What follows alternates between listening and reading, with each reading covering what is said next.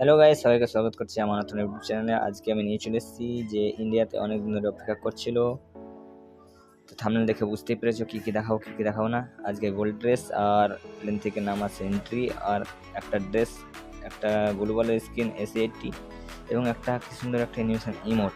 তো আজকে নিয়ে চলে এসেছি, ভিডিওটা লাস্ট পর্যন্ত দেখো। ভিডিওটা ভালো লাগলে সাবস্ক্রাইব করবে, লাইক করবে।